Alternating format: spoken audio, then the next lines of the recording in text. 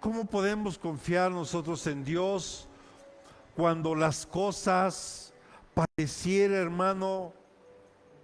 Y lo puedo decir hoy en lo personal, pues estamos viviendo un tiempo de crisis por la cuestión de salud de mi mamá, pero qué difícil es para nosotros como seres humanos confiar en Dios cuando estamos en crisis. Es complicado, yo lo sé, pero te puedo decir que es lo mejor que puedes hacer. Porque confiar en Dios, hermano, es que tú puedas depositar en Él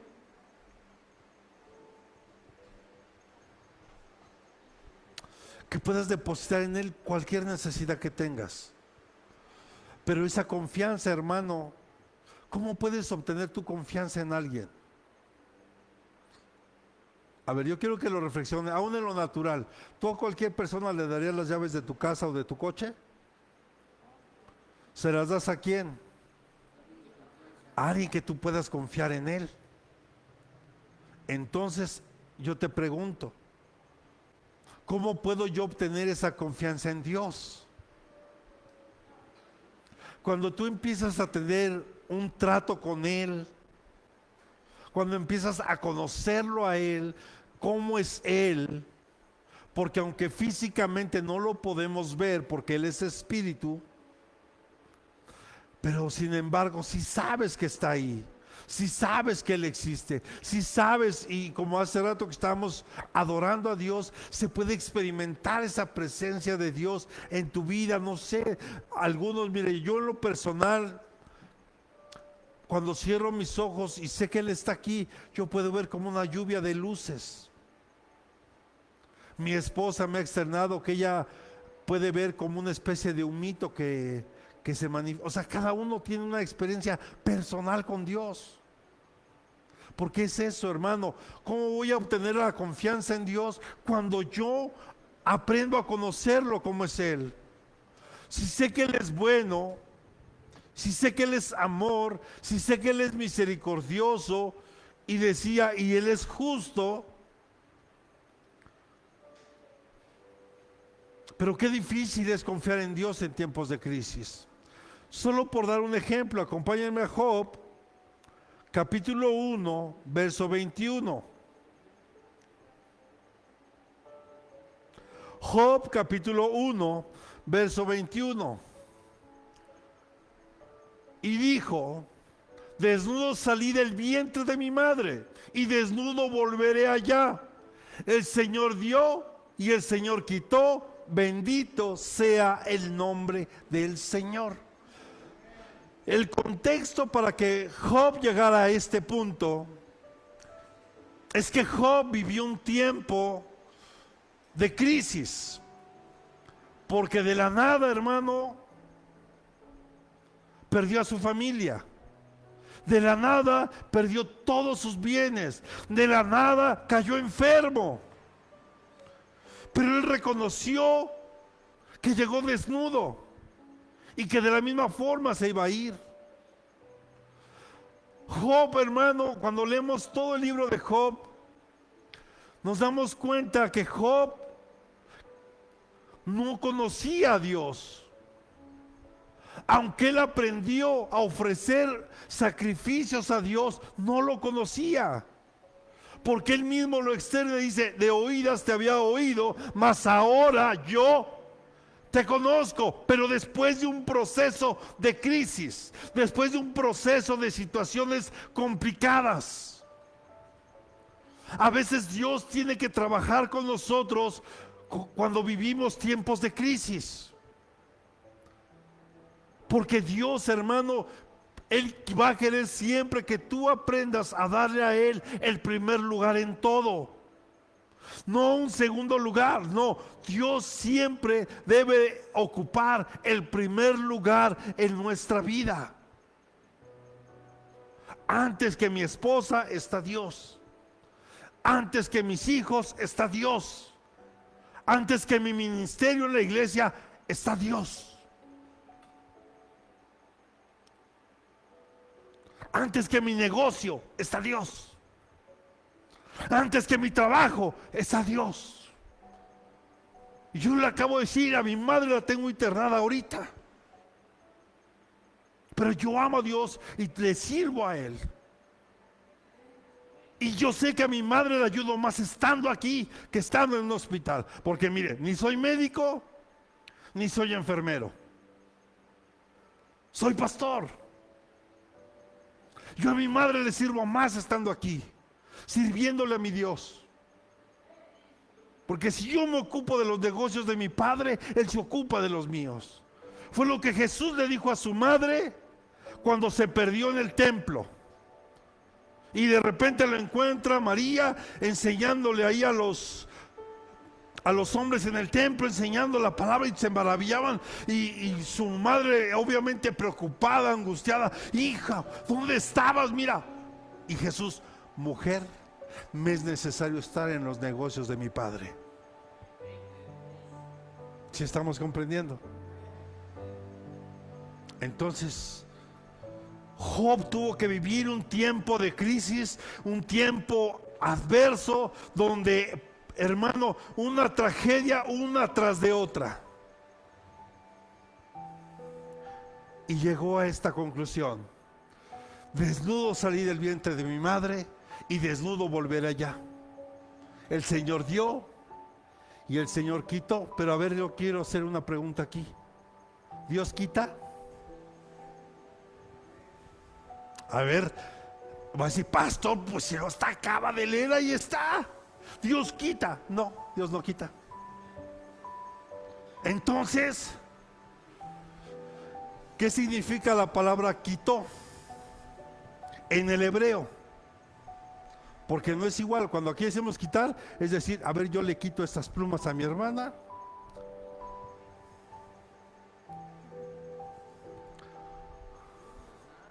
La palabra quitó viene del hebreo labak o lakash, que significa tomó. No es tomsi,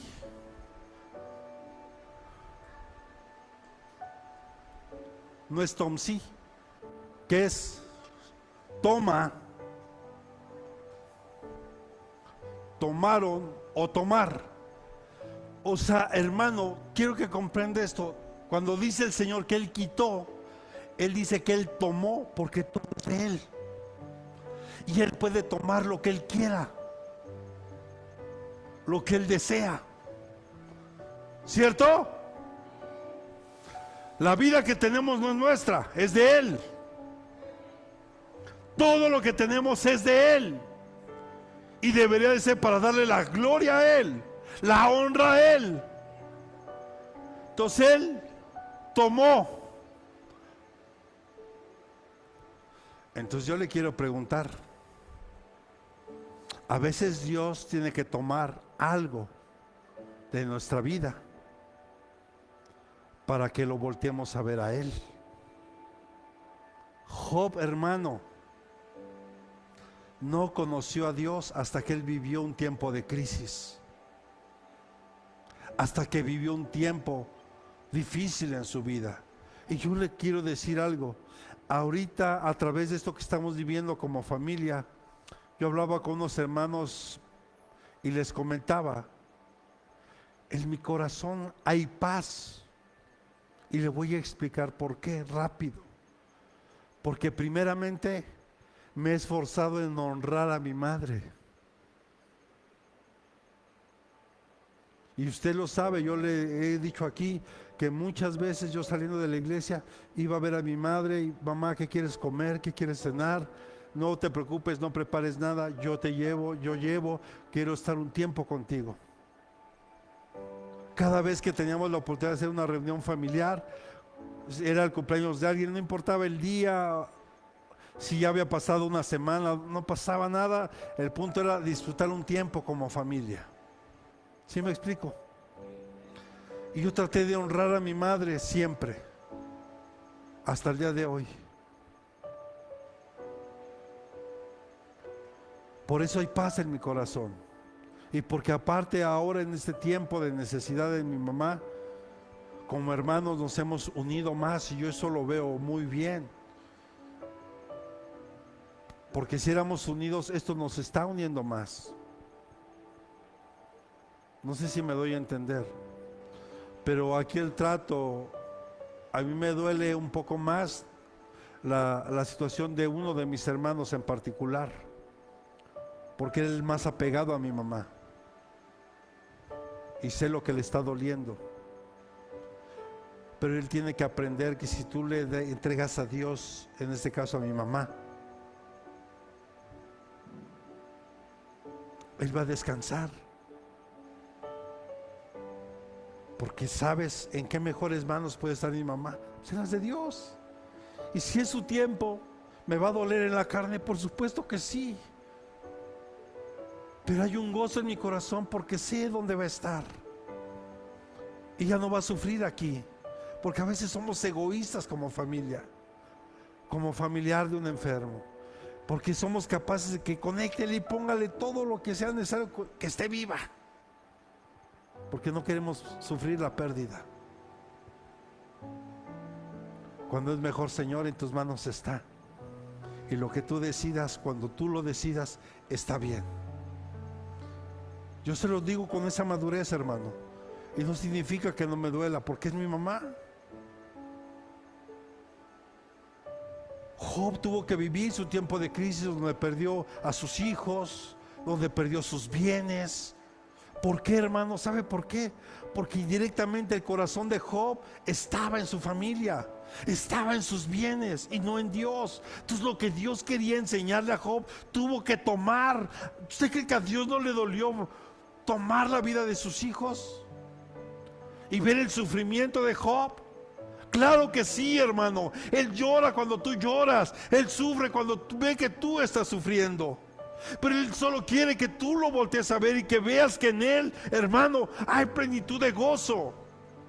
Que tú veas que estando en Él uno puede estar en paz y tranquilo en medio de cualquier circunstancia. Es como aquellos discípulos cuando estaban en medio del mar y de la nada se soltó una gran tormenta y todos ellos, siendo experimentados, siendo marinos experimentados, tuvieron temor. Pero se les apareció Jesús. Y lo primero que Jesús les dice es: paz a vosotros. Porque Dios quiere que tú experimentes esa paz que solo Él te puede dar.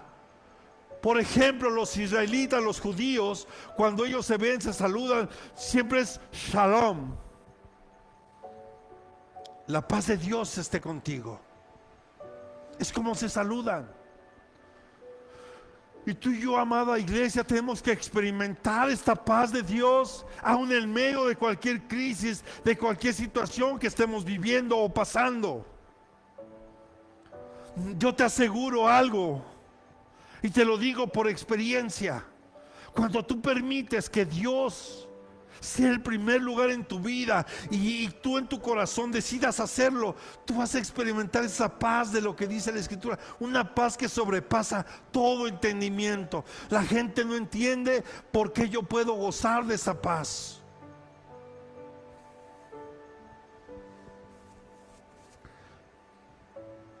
Porque he aprendido a confiar en Él, porque he aprendido a conocerlo. Cuando tú lo conoces te da confianza. Mire, seamos honestos, ¿cuántos de nosotros, y aún en la iglesia cristiana, y lo tengo que decir tal cual, nos han enseñado que si tú no haces determinadas cosas, Dios te va a castigar? Y si no haces ciertas cosas, Dios se enoja contigo. Y hermano, perdóneme, Dios no es así. Dios es amor, Dios es misericordia, también justo.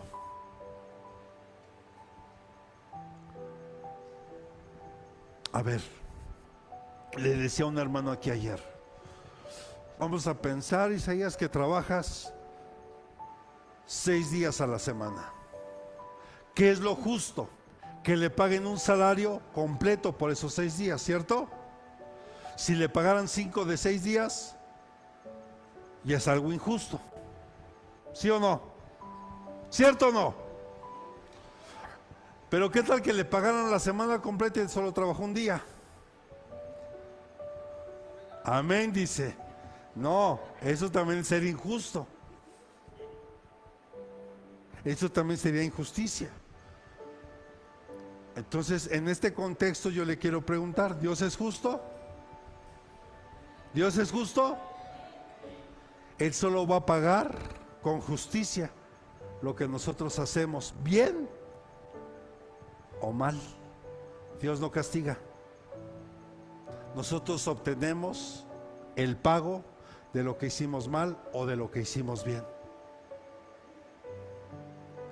Por eso mucha gente dice, pero es que ¿cómo Dios permite estas cosas si Él es justo y Él es amor?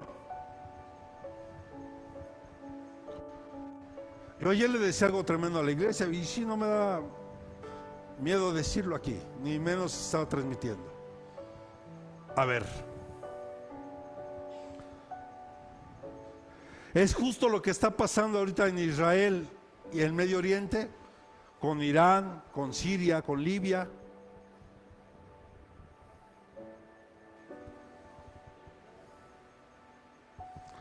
A ver, entendamos algo. La nación de Israel es la niña de los ojos de Dios y tenemos que seguir orando por esa nación, porque de ahí viene la salvación a través de Jesús. Ahí nació nuestra salvación. ¿Cierto o no? En el discipulado ahora que vimos, esa hojita en blanco que se divide Antiguo Testamento del Nuevo Testamento, son 430 años donde Dios dejó de hablarle a la nación de Israel. ¿Cierto?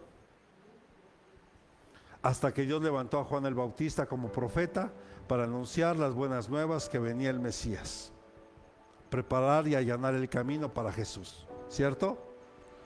Como sabemos, muchos judíos han rechazado a Jesús como el Mesías. Entonces sígale acumulando los 430 años más lo que vamos hasta ahorita, que se han alejado de Dios, creyendo que por participar en las sinagogas y estar haciendo los sacrificios que hacen, están honrando a Dios.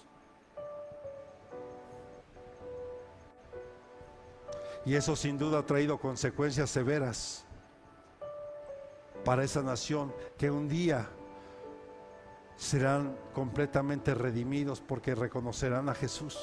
Pero tienen que vivir también, van a tener que vivir un proceso de crisis, como la estamos viendo hoy.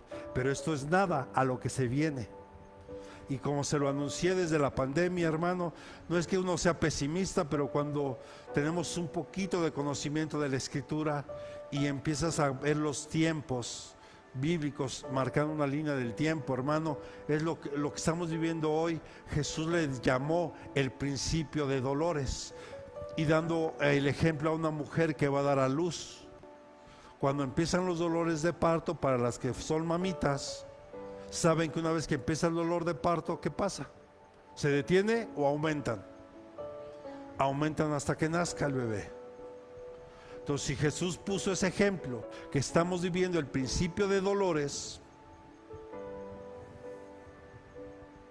eso ya no va a parar, sino que los dolores se van a aumentar, van a aumentar, van a aumentar. O sea, las situaciones difíciles van a seguir en aumento. Pero eso no nos tiene que desanimar, todo lo contrario, hermano, porque el tiempo de nuestra redención está cerca. Y es donde todo ojo tendrá que ver a Jesús como el Mesías, como el único medio que Dios envió para salvarlo, porque dice la Escritura que no hay otro nombre dado a los hombres en el cual podemos ser salvos, sino solamente Jesucristo. Jesucristo, el único medio por el cual cualquier persona se va a salvar. Amén. Entonces, amada iglesia, ¿por qué confiar en Dios en tiempos de crisis? Después de esta pequeña introducción, ¿sabe? Dígale que tiene a un lado, porque Dios es soberano. Él tiene el control absolutamente de todo. ¿Cómo no confiar en alguien, hermano, que sabes que tiene el control de todas las cosas? Que la hoja de un árbol no se mueve ni se cae si no lo permite Él. Imagínate el control que puede tener en nuestra vida, hermano, si tú y yo se lo dejamos. Todo lo que Él tiene preparado para nosotros siempre será de bendición y de bien, jamás de mal. Jamás. Decía a través de Jeremías: los pensamientos que yo tengo para ti son de bien y no de mal. ¿Por qué no confiar en Él, que Él es soberano sobre todas las cosas, en todos los tiempos, hermano? Porque Él no ha dejado de ser Dios, ni dejará de ser Dios. Pase lo que pase y venga lo que venga, Él sigue siendo Dios. Y es mi Dios, y es mi Padre. Y puedo decirlo, es mi amigo. Porque Jesús le dijo a sus discípulos: ya no sois mis siervos, ahora sois mis amigos. Y la palabra amigo, cuando la usa ahí, es alguien entrañable, es alguien que amas ahí demasiado y que caminas junto a Él. Porque Jesús también le dijo a Judas: amigo. Pero ahí se usa otra palabra. Ahí nada más le dice la palabra amigo. Es como acompañante. Sí, nada más le vienes acompañando, pero no eres un amigo entrañable. Yo le decía, perdóname, muchos no les gusta cuando uno dice esto, pero es que hay niveles espirituales. Y alguna vez, si te acuerdas, Ana, creo que lo enseñamos aquí. Por ahí seguramente está en las prédicas, usted la puede buscar. Hay 4 niveles. Somos creyentes. Empezamos siendo creyentes porque crees en Jesús, crees en el plan de redención que Dios tiene a través de Jesús para nosotros. Eso te hace creyente, porque crees en Jesús, crees en la obra redentora de Jesús. Eso ya te hace creyente y ya en sí es una gran bendición. Pero de ahí sigue otro nivel, que es ser discípulo. Un discípulo es aquel que se esfuerza en seguir las enseñanzas de aquel que es su maestro. En este caso, el maestro no soy yo. Yo solo transmito algo que Jesús dejó. Entonces, yo soy discípulo de Jesús. Tú eres discípulo de Jesús. No eres mi discípulo, eres discípulo de Jesús. Siguiente nivel, el de siervo. Cuando tú ya le empiezas a servir a Dios. Cuando tú, después de ser creyente, discípulo, pasas a ser siervo. Y después viene el otro nivel, amigo, entrañable. ¿O tú le confías algo a cualquier persona? ¿Alguien tiene amigos aquí? Vamos, levante su mano, no pasa nada. A esa personita que tú consideras tu amigo, tu amiga, pues tú le confiesas o hablas cosas que no hablas con cualquier persona. ¿Estás de acuerdo? O sea, el padre dijo de Abraham eso, que gracias a su fe ya no iba a ser solo su siervo, sino ahora iba a ser amigo de Dios. O sea, Dios quiere, hermano, que lleguemos a ese nivel, que tengamos esa confianza de amigos donde tú puedas llegar, aunque Él ya lo sabe todo, hermano. Él quiere que tú aprendas a expresarle lo que hay en tu corazón, que tengas la confianza para decirle: ¿sabes qué, padre? ¿Usted cree que yo no le dije: padre, me duele en mi corazón lo que está viviendo mi mamá? Ya no la quiero ver sufrir. La decisión que tú quieras, pero no quiero verla sufrir. Yo se lo dije llorando a mi padre. Porque nadie quiere ver sufrir a las personas que aman, ¿o sí? Por supuesto que no. ¿Por qué confiar en Dios? Porque Él es soberano. ¿Qué dice el Salmo 135, versos 5 y 6?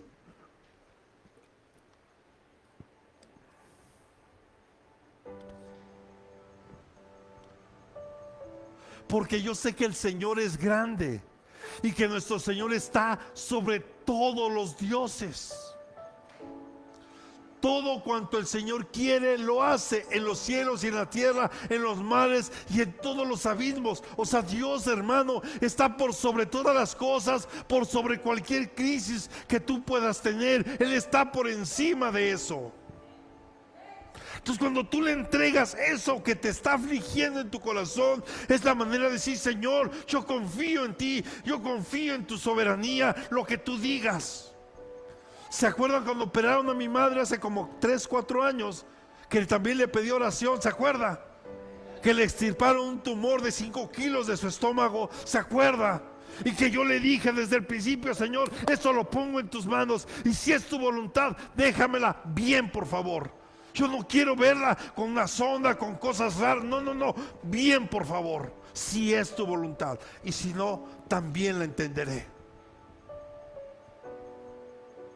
Usted sabe lo que pasó. Hasta ahora que volvió a entrar en la crisis mi madre. Pero nos permitió tenerla otros años más junto con nosotros. Y con buena calidad de vida. Y cuando yo vi que salió de la cirugía, porque yo la recibí, y no escuchar que se quejara, hermano, le abrieron desde aquí arriba hasta el vientre. Perdónenme, a veces los varones apenas nos cortamos tantito y,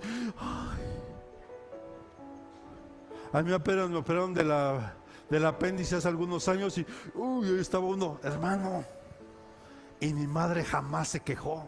¿Sabe qué? Ahí entendí que Dios hizo la obra en mi madre. Y yo sabía que todo iba a estar bien, y así fue. Es esa confianza a la que necesitamos llegar. Confiar en su soberanía en medio de la crisis. Hijo, Dios tiene el control de todo. Pero tenemos que aprender a confiar más en Él, no en las personas. Esas personas, amado hijo, tarde o temprano te van a seguir fallando. Pero Dios jamás, Él jamás te va a fallar. Él es tan grande, hermano, todopoderoso, que su soberanía, hermano, está por encima de cualquier cosa. Él está por encima de todo y tiene el control del todo. ¿Cómo no confiar en Él? Cuando yo entiendo esto en mi corazón, no puedo tener temor. No puedo dudar de Él.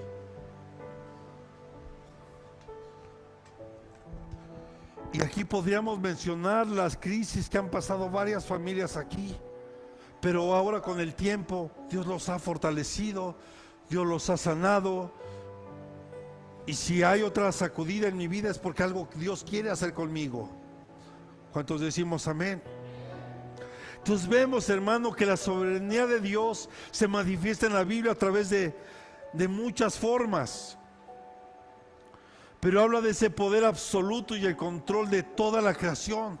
Por eso los discípulos se sorprendían cuando empezaban a conocer a Jesús y decían: ¿y quién es este que aún el mar y el viento le obedecen? Porque apenas empezaban a conocer a Jesús. Pero Él habló al mar y el mar se calmó, el viento se detuvo, y ellos se sorprendieron y decían: ¿quién es este que aún la naturaleza le obedece? Porque Él está por sobre todas las cosas.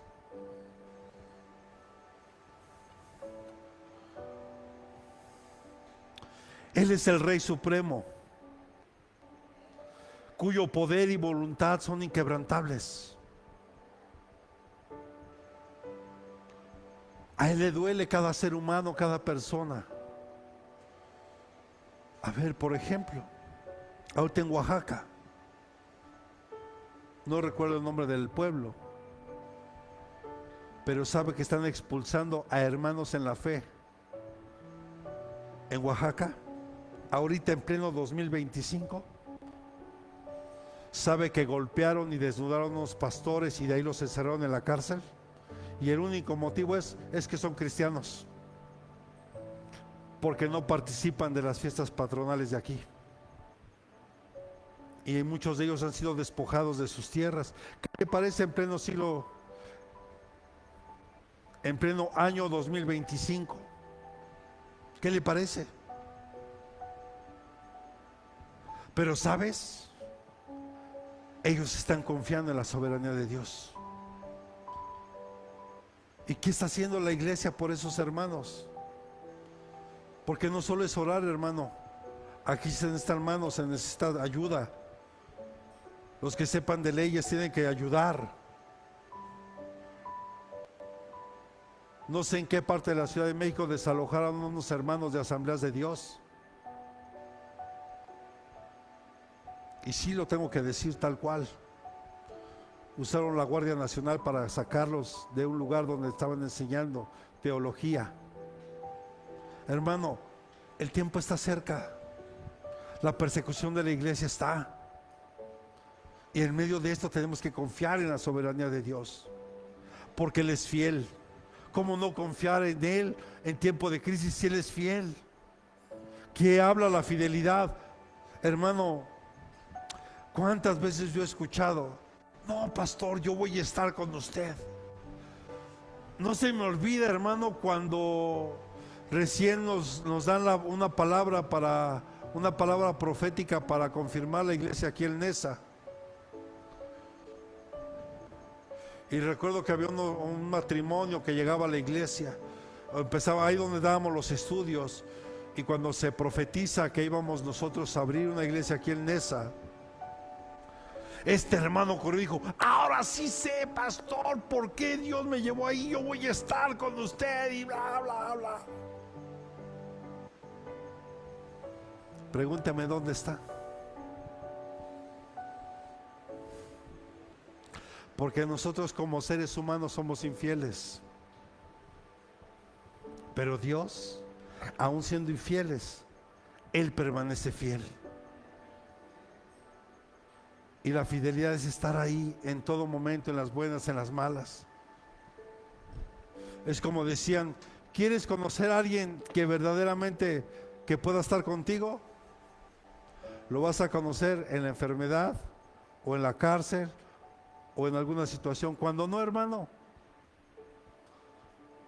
hermano, si yo le platicara cuánta gente a mí me seguía y decían ser mis amigos porque tenía dinero y porque les invitaba,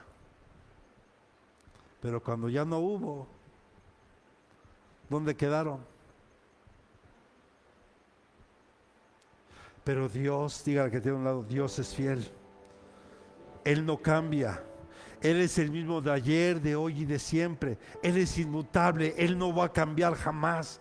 Aunque tú y yo permanezcamos siendo infieles, Él te hizo una promesa que iba a estar contigo todos los días de tu vida hasta el fin del mundo. Todos y cada uno de los días. Aunque tú le dieras la espalda, Él va a estar ahí. Porque Él va a provocar en su tiempo que tu corazón se vuelva a Dios, se vuelva a Él nuevamente. ¿Qué decía Jesús cuando veía a Jerusalén y lloraba y decía: oh Jerusalén, Jerusalén, cuántas veces yo he querido juntarte como una gallina llama a sus polluelos y los pone bajo sus alas, pero no has querido?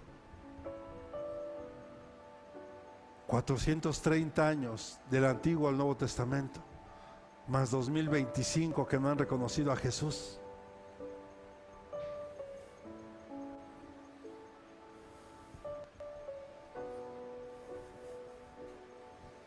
Pero llegará el tiempo, porque Dios es fiel a sus promesas. Dios no es hombre para mentir, ni hijo de hombre para arrepentirse. A su tiempo. Y si esta crisis que hoy estamos viviendo en la familia es para que mi familia busque de Dios, gloria a Dios. Gloria a Dios. Dios es fiel. Dígale a que tiene a un lado: podemos confiar. Vamos, dígale: podemos confiar en su fidelidad y su amor. ¿Cuántos le pueden dar palmas al Señor? Primera carta a los Corintios, capítulo 10, versículo 13.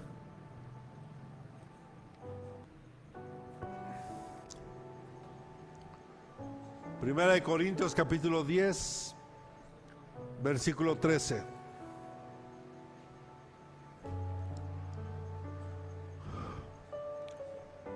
No os ha sobrevenido ninguna tentación que no sea común a los hombres, y fiel es Dios, que no permitió que vosotros seáis tentados más allá de lo que podáis soportar, sino que con la tentación proveerá también la vía de escape, a fin de que podáis resistirla.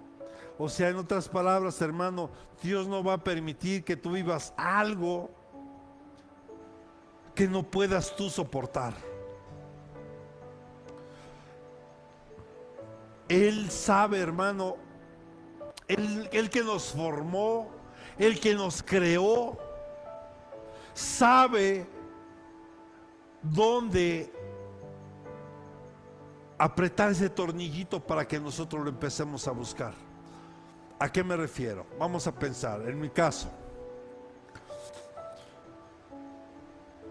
yo antes me sentía que no necesitaba nada, ya no me sorprendía nada, pensé que ya todo, o sea, ya yo era así, soberbio, altivo.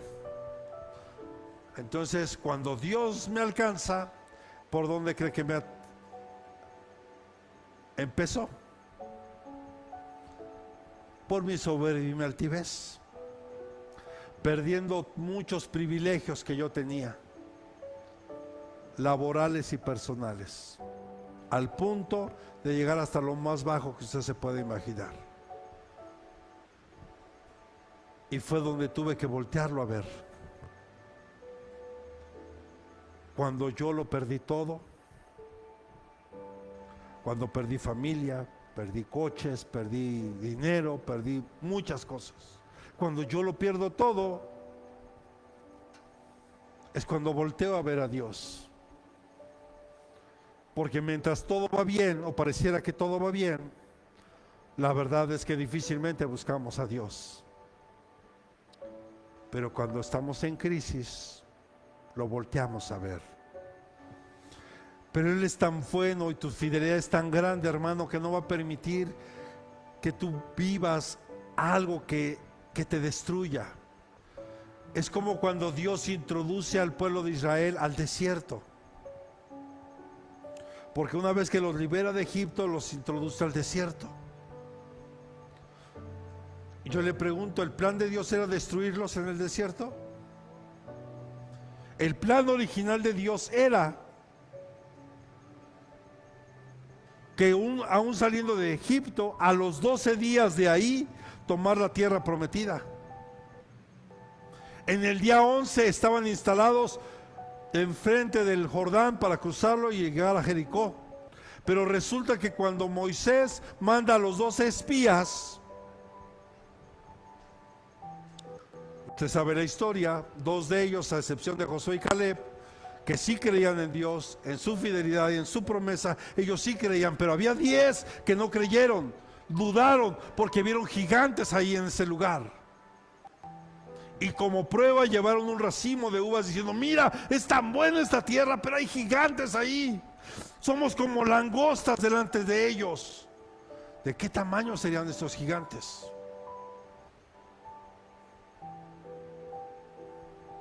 ¿Sí está aquí?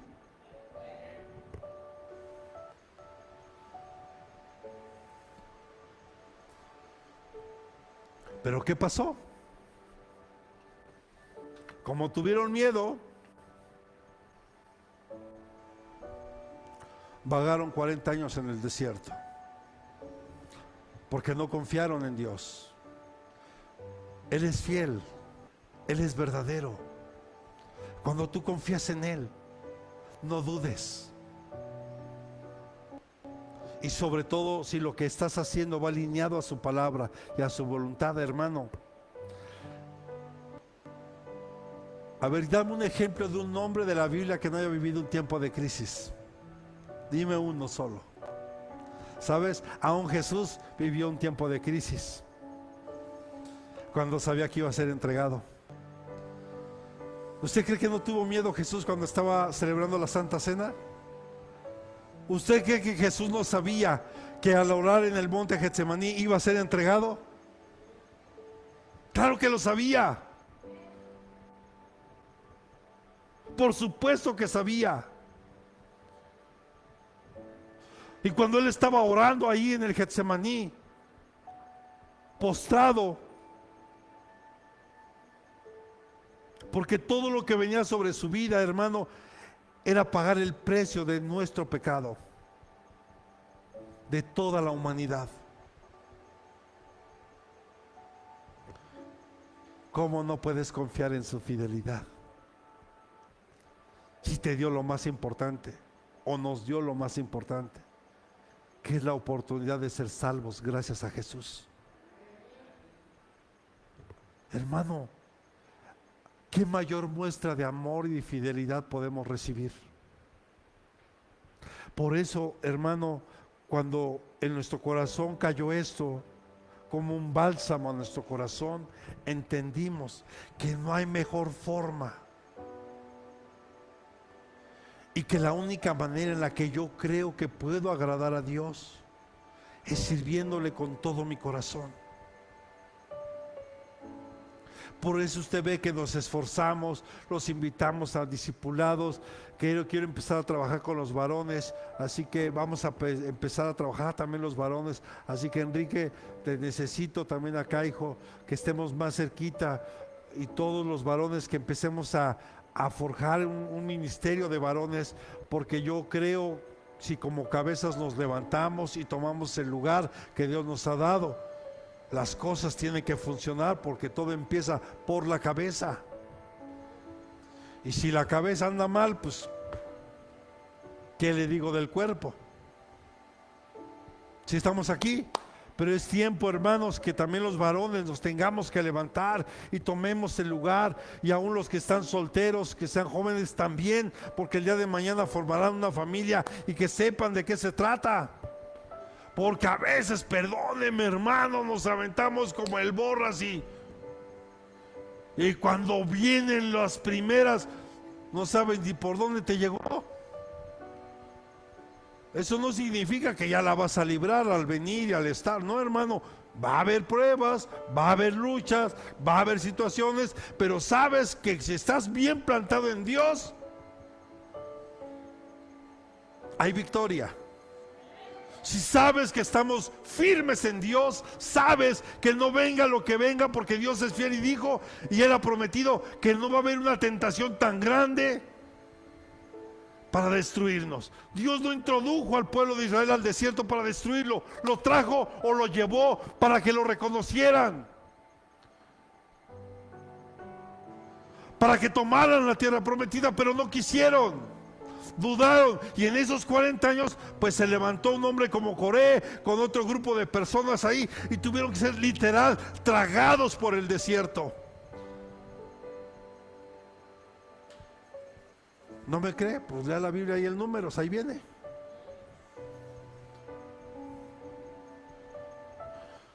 Pero Dios, y aquí yo quiero que levante su mano derecha, levántela sin miedo. Esther, tu mano derecha. ¿Cuál es la derecha? Enséñale cuál es la derecha. Dios levantó una nueva generación en el desierto. Ahí, una nueva generación que iba a saber adorarlo, amarlo y servirle y tomar la tierra prometida. Y quiero decirte que esa nueva generación en este tiempo somos nosotros. Denle palmas al Señor.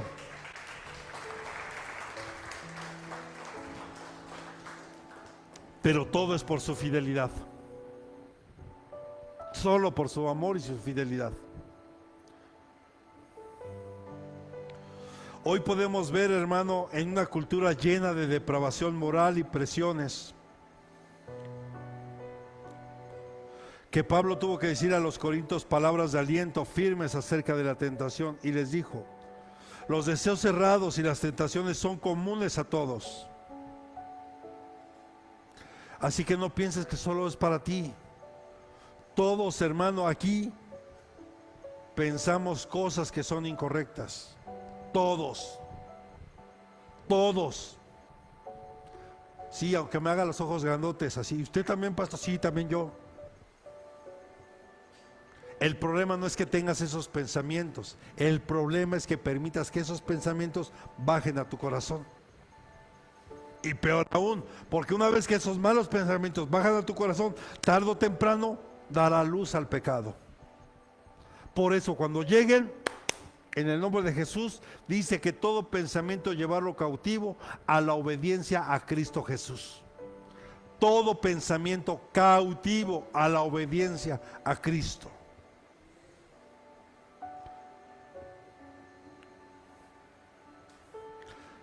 Diga a la que tiene a un lado: otros han resistido las tentaciones y tú también lo puedes hacer.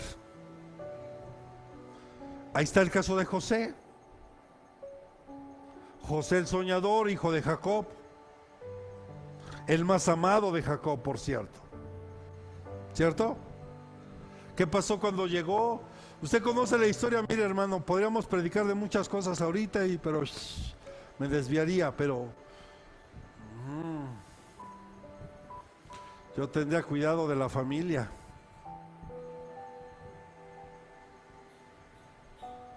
¿Quién mató a Caín?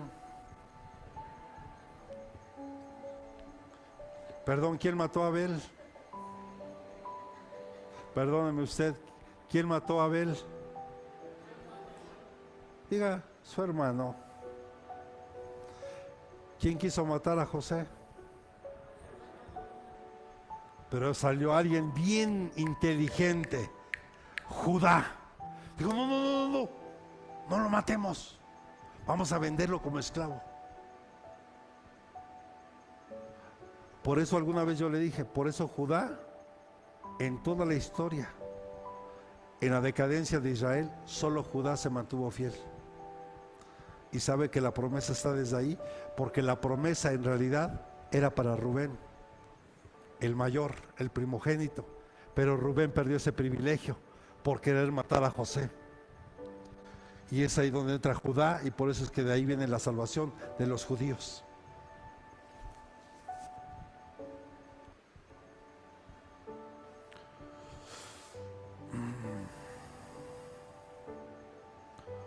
Entonces, hermano, si otros resistieron las tentaciones, también nosotros podemos, como lo hizo José, porque estando en la casa de Potifar, usted sabe, conoce la historia. Seguramente la esposa de Potifar le decía: José, ven. Y José, Pero llegó el momento en que lo tomó y le quitó las vestiduras,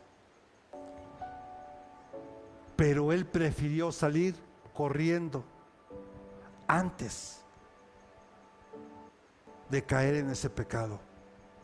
Por eso, hermano, hay tentaciones que no puedes hacerte el valiente, tienes que salir huyendo.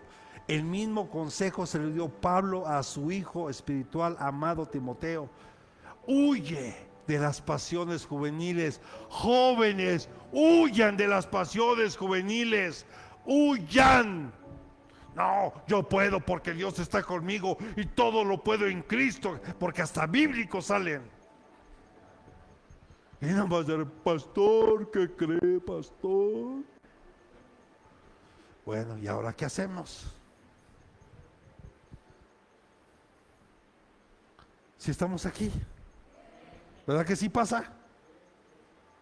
Pero aquí no somos como otras iglesias que corren a los chicos. No, aquí hay que ayudarlos, apoyarlos, que se restauren, que se levanten en su relación con Dios y que Dios los siga usando. Porque pues si uno lo saca, hermano, ¿qué van a hacer? Imagínense que la iglesia fuera así. No, hermano, gracias a Dios, Dios no es así. Nuestro Dios es tan grande en amor y en misericordia, que es un Dios de oportunidades, que si te equivocas y te equivocaste, Él te dice: levántate una vez más, yo estoy contigo, levántate y sigue adelante, no pasa nada, levántate. Si tú ya confesaste tu pecado, te arrepentiste, dice que alcanzamos misericordia. Ya no me acuerdo más de lo que hiciste. Ahora, de aquí en adelante, escribe una nueva historia. O más bien, escribamos, dice Dios, una nueva historia. Amén. Dios, hermano, nos da paz. Esa paz que solo Él puede dar, hermano, es difícil de... Mire, tal vez me encuentro como Pablo cuando fue llevado al tercer cielo y dice que vio cosas inefables que no las podía explicar. De verdad yo quisiera tener palabras para explicarte esa paz que Dios da cuando hay un tiempo de crisis. Pero es una paz que, hermano, a veces lloras porque te sientes tal vez impotente, pero hay esa paz que no se va ahí, esa paz que está ahí. Por eso uno de los nombres de Jesús es el príncipe de paz. Porque Él te proporciona esa paz, hermano, que nadie te da. Porque mire, muchos tenemos paz cuando tu cartera trae dinero y la cuenta, en las cuentas bancarias hay dinero. Pero ¿qué tal cuando se acabó? Tal vez tienes paz porque dices, bueno, tengo trabajo y va. Y si te corren, ya se acabó la paz. Porque luego, ¿y ahora qué voy a hacer? ¿Y ahora cómo voy a mantener? Y los compromisos que te... Pierdes la paz. Pero la paz que Dios da, hermano, venga lo que venga, esa permanece. Esa está ahí. ¿Cómo no confiar en Él si Él nos da paz? David, por ejemplo, hermano, enfrentó en su vida muchas crisis y desafíos. La persecución de Saúl. ¿Y por qué lo persiguió? Solo porque escuchó que las mujeres recibieron a David con cánticos. Saúl mató a 1000 y David a sus 10,000. Ese fue el problema. El celo de Saúl sobre David. Y todo lo bueno que había hecho David por Saúl se olvidó. Hasta cuando él tocaba el arpa para que aquello que lo atormentara se fuera.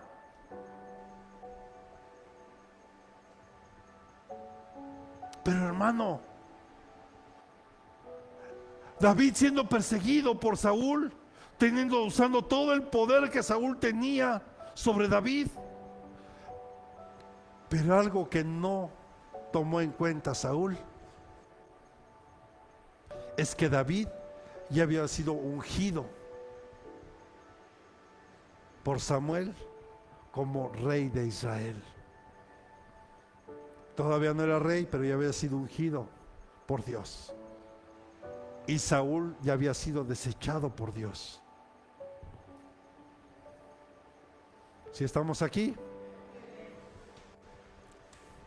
¿O qué tal cuando su hijo Absalón quiso obtener el trono a la mala, usurpar el trono?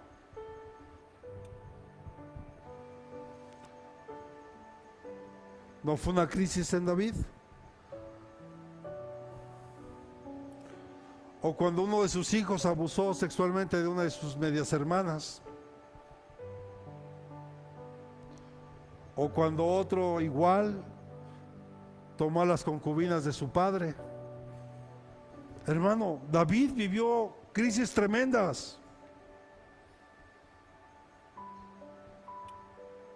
Pero David confió en Dios.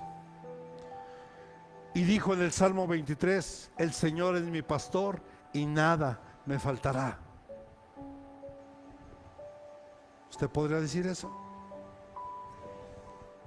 ¿Y podrá verdaderamente confiar en eso cuando venga la crisis? Ah, Señor. Es que, hermano, cuando estamos así en esta crisis es cuando sale nuestra verdadera esencia. Yo he aprendido algo, hermano, en este tiempo. En las pruebas, en los desafíos, en las crisis, sale lo mejor o lo peor de una persona.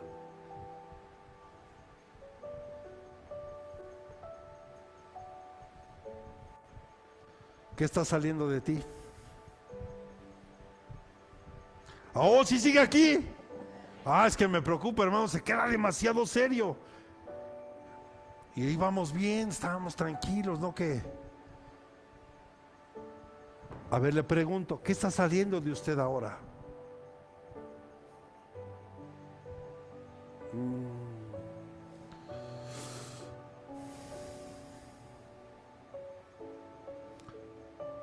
Puedo ponerle infinidad de ejemplos. Pedro, por ejemplo, negó a Jesús 3 veces. Después se arrepintió y confió en Dios. Y Jesús le preguntó: Simón, hijo de Jonás, ¿me amas? Ponme Juan 21 del 15 al 17. Juan capítulo 21, versículos del 15 al 17. Porque esto es impresionante. ¿Qué versión tienes, ¿Segura? Entonces, cuando habían acabado de desayunar, Jesús dijo a Simón Pedro: Simón, hijo de Juan, ¿me amas más que a estos? ¿Hay alguien que alguna vez se ofendió? Porque hay un canto que dice: te amo más que a estos. Si se siente como despectivo, sinceramente, ¿se siente despectivo? Sí, ¿verdad? Pero está en la palabra. Jesús le dijo: Pedro, ¿me amas más que a estos? Yo creo que aparentemente o gramaticalmente hablando, o de una manera, vamos a decirlo, correcta, sería: ¿me amas más que a todas estas personas? Se oye como menos ofensivo, ¿verdad? Pero vea el término: ¿me amas más que a estos? Sí, Señor, tú sabes que te quiero. ¿Cómo le dijo? Te quiero. Y le contestó Pedro. Jesús le dijo: apacienta mis corderos. Mire,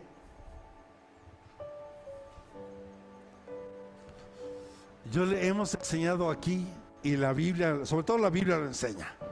Nosotros nada más lo replicamos. ¿Amas a tu esposa? ¿Tú amas a tu esposo? ¿Con qué tipo de amor la amas?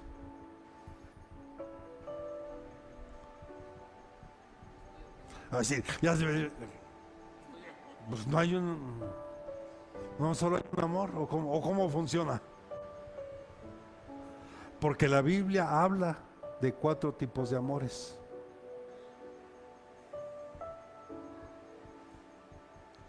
Entonces esto cambia completamente. Si tú buscas ahorita en lo secular, en un diccionario secular, ¿qué es amor? Es el sentimiento que tienes hacia una persona y bla, bla, bla. Y hoy día, ya con la libertad que hay, ya no importa del sexo que sea, pues total. Ya está en los discursos: bienvenidos todos, todas y todes. ¿Qué no es mejor? Bienvenidas todas las personas y ya.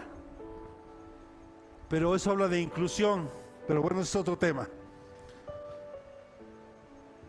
El amor que sentimos los padres por nuestros hijos carnales es un amor fraterno. Es un amor fraternal. El amor que yo siento por ustedes como hermanos en Cristo es diferente al amor que yo siento por mis hijos de carne. Es un amor filial. Y el amor que yo siento por mi esposa no es el mismo que siento por ustedes o por mis hijos de carne, porque es un amor eros, que celebra el mundo el 14 de febrero. Eso sí se lo sabe re bien. ¿El día de qué? Vaya, uy, ya se quedaron callados. ¿Qué celebra? ¿Qué se celebra? Todo se pone de rojo, corazoncitos por todos lados. Y lo que no sabe la gente es que lo que está celebrando es al dios Eros. El griego, el dios griego llamado Eros, el dios del amor.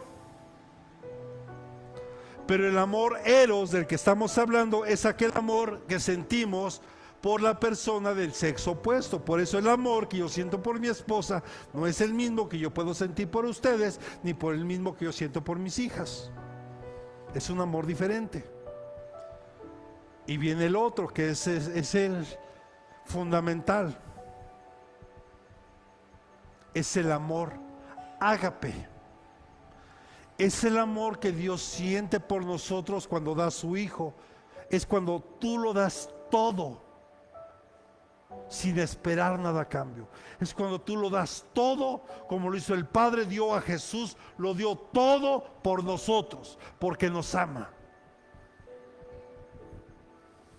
Y aún sabiendo la clase de seres humanos que somos, que buscamos la autodestrucción. No me ve así, porque esa es la verdad. Hoy lo podemos ver, varias guerras que hay. ¿O no? Entonces cuando Jesús le pregunta a Pedro, porque recuerde que Pedro lo negó 3 veces, Jesús le dijo, ¿me amas?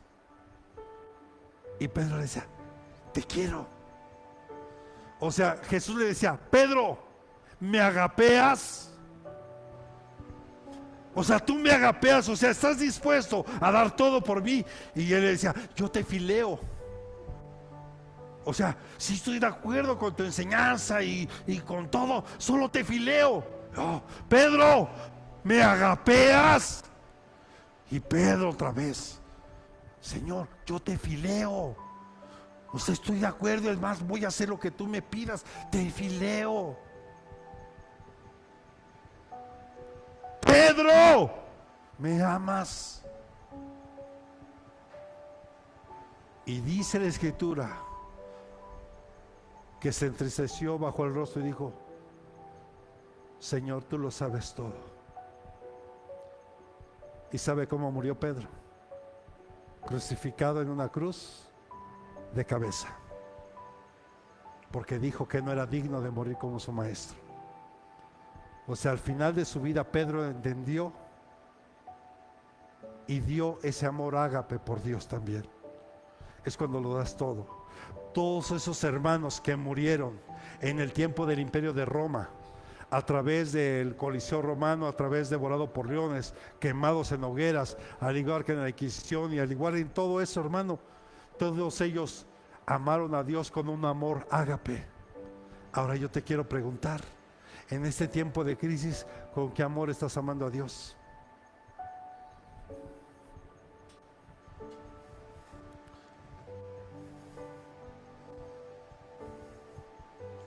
Minuto de silencio, ¿verdad?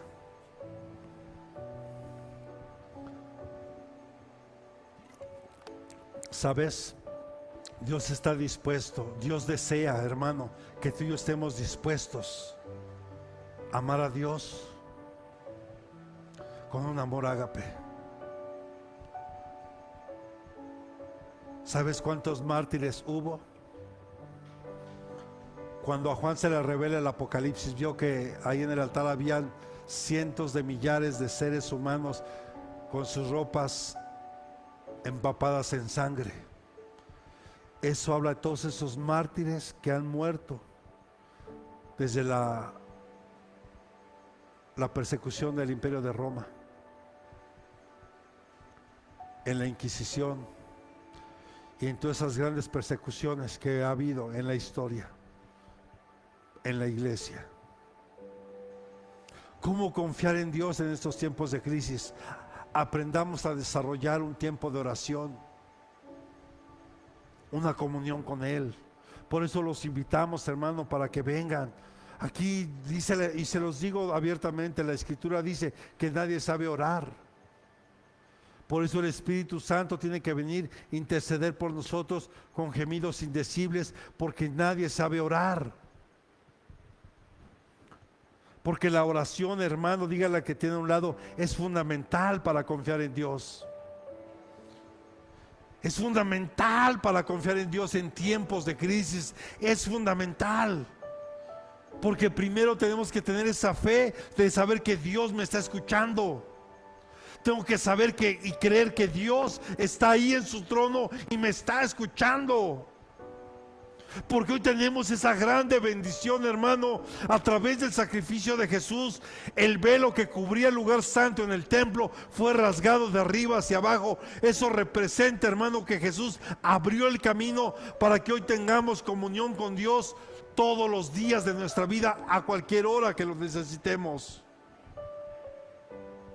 Y aunque no lo necesites, solo orar porque te agrada tu relación con Él. A ver, es como, ¿se acuerdan cuando eran novios? Obviamente no había celulares, y lo digo con mucho respeto, porque también en mi tiempo no había celulares.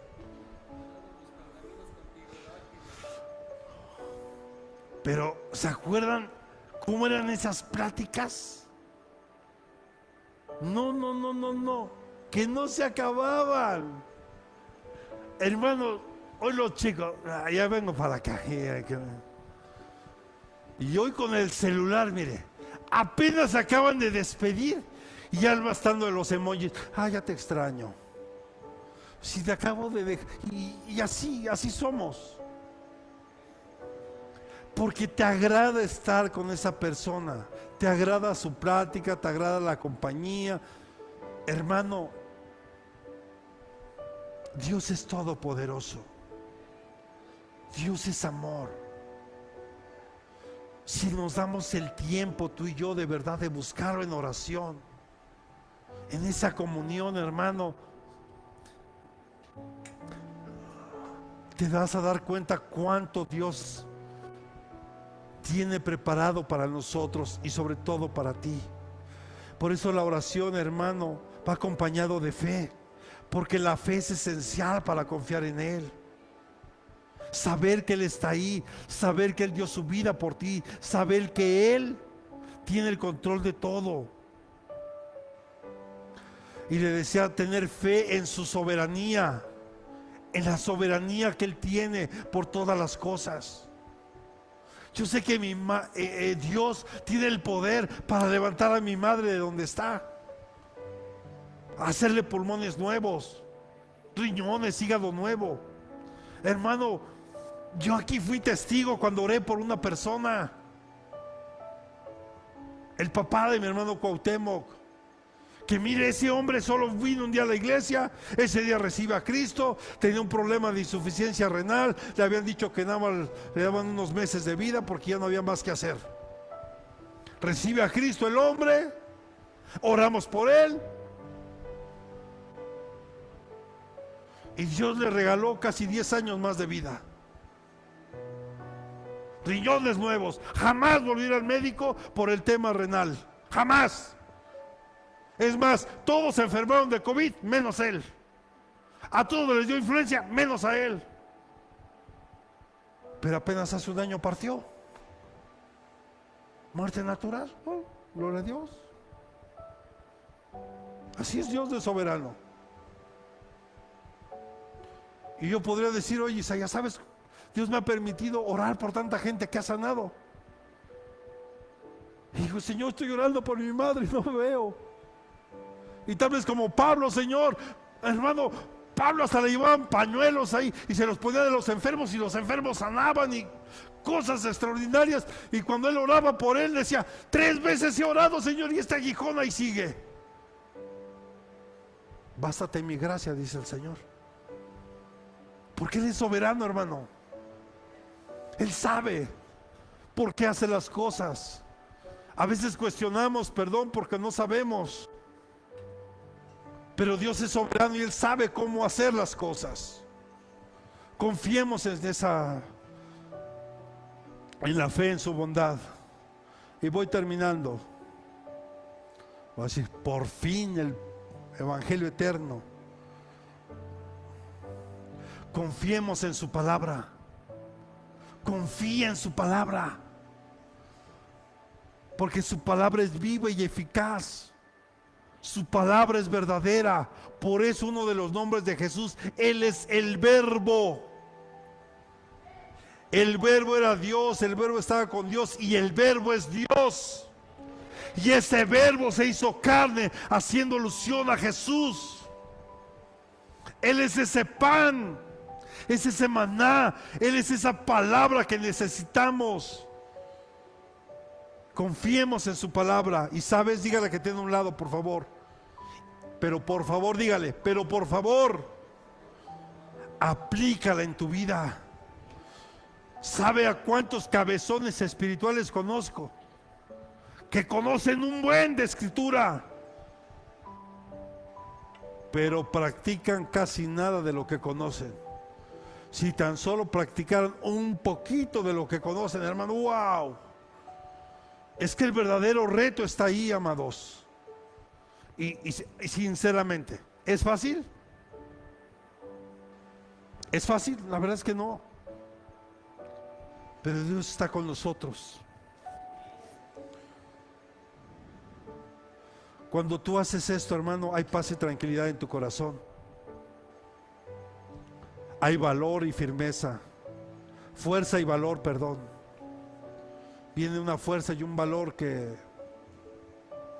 no alcanzas a distinguir cómo. Pero sobre todo hay una esperanza.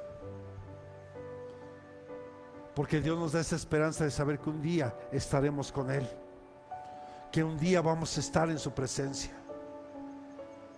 No sé usted, yo tengo esa confianza, esa firme convicción.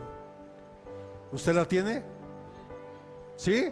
Pues dígalo con ese amén como si fuera de veras. Con esa convicción de creer que es verdad. Porque muchos dirán, no, a veces que eso son creencias. No, yo no creo en eso. Yo tengo la convicción de saber que un día Jesús va a regresar. Porque Él dijo lo siguiente. Él anunció que iba a morir. ¿Cierto? Anunció que iba a morir y murió. Anunció que iba a resucitar y resucitó. Pero también anunció que un día iba a regresar. Y estamos esperando eso segundo. Y si Él es fiel y verdadero, así será.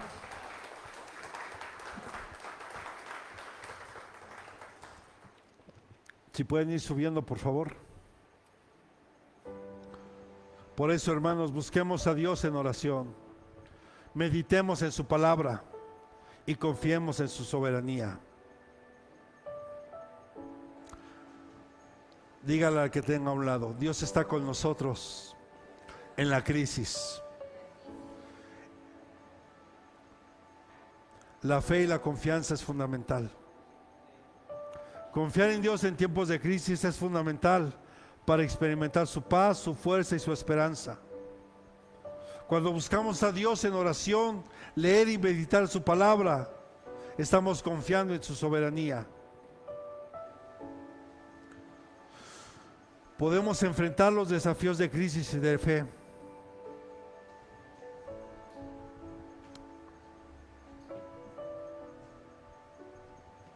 Solo confíe hoy. Y le ruego que lleven oraciones, en sus oraciones a mi mamá. Lo que Él disponga en mi corazón y sobre todo que fortalezca a mis hermanos. Y bueno, también a mí de paso, porque también lo necesito, pero sobre todo a mi familia.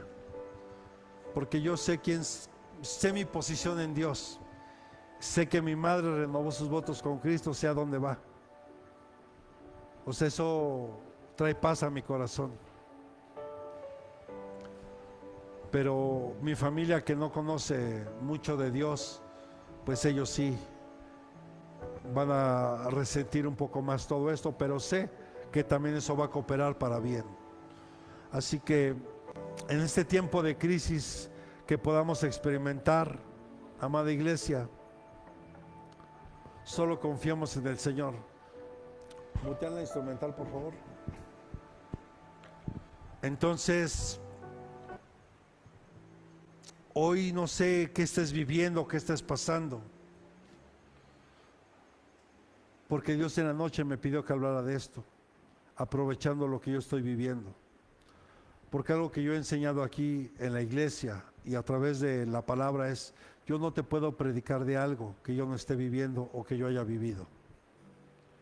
Porque no hay forma, hermano, de que pueda yo enseñar algo que no haya yo vivido, que no haya yo experimentado a través de su palabra. Y si hombres y mujeres de fe vivieron situaciones de crisis, les decía ejemplos muchísimos. Esther, en una crisis donde iban a destruir a todos los judíos, incluyéndola a ella, pues un tiempo de crisis, pero la mujer se levantó en ayuno y en oración, se presentó delante del rey y halló gracia. Entonces, hoy Dios, hermanos, desea que tú y yo aprendamos a confiar en Él, en su soberanía,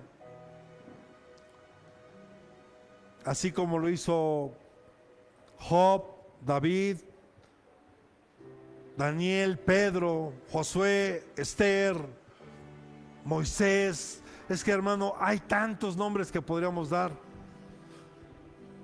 Así que hoy yo quiero que reflexiones en tu corazón. ¿Estás pasando por crisis? Confía en Dios, confía en su soberanía, confía en que Él no te va a dar una carga más de la que tú no puedas soportar. Hoy lo que estamos viviendo, Él sabe que podemos, y que cuando esto pase, yo quiero decirte que esto nos va a hacer más fuertes. Aún lo que estamos viviendo, eso nos va a fortalecer.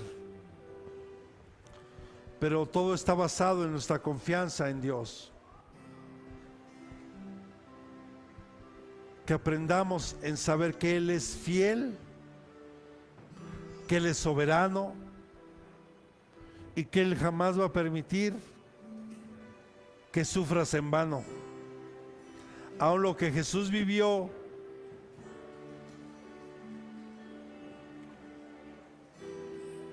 sabíamos que era necesario. Por eso es que hoy tenemos la oportunidad de estar aquí, de compartir la misma fe, gracias a lo que Jesús hizo por nosotros. Póngase sobre sus pies y vamos a orar al Señor.